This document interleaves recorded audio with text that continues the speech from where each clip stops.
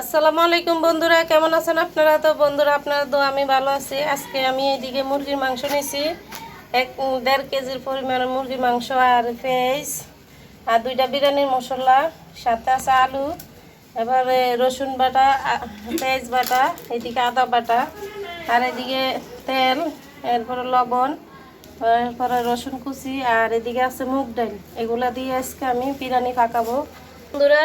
আজকে আমি এই ভাতের চাল দিয়ে বিরিয়ানি পাকাবো। আমি এদিকে 1.5 কেজি পরিমাণে ভাত অল্প করে সিদ্ধ করছি। তারপর আমি মাঠটা জড়াইয়ে নিছি। এগুলা দিয়ে আজকে বিরিয়ানি পাকাবো।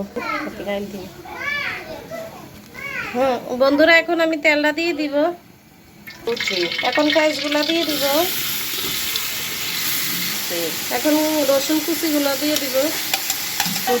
এখন মাংসগুলা দিয়ে দিব, পেঁয়াজের সাথে ভাজা হয়ে যাবে বন্ধুরা। আরও আমি আধা কাপ তেল দিয়ে দিব, 1 কাপ দিছি, তেলটা কম হবে এর লেগে দিচ্ছি।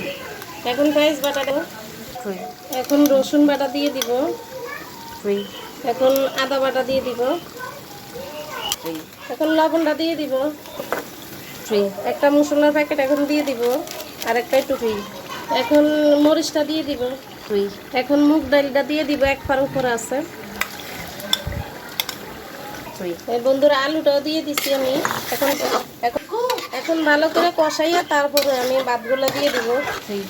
তো বন্ধুরা, এদিকে আরেকটা মশলার প্যাকেট, এটাও দিয়ে দিতেছি, বিরিয়ানির মশলা। এগুলোর ভিতরে সব কিছু থাকে, এই যে তেজপাতা, দারচিনি, এলাচ।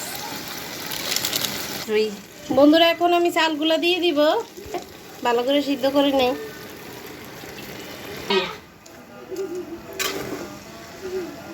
এখন পানিটা দিয়ে দিব।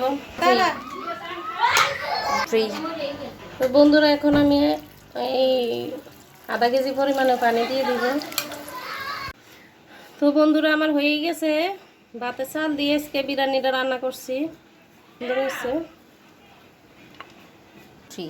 তো বন্ধুরা, আমার এই বিরিয়ানি রান্না হয়ে গেছে। দেখছেন তো কীভাবে রান্নাটা করছি, অনেক মজা হয়েছে বন্ধুরা বিরিয়ানিটা। তাহলে বন্ধুরা, আজকে পর্যন্ত, আল্লাহ হাফেজ।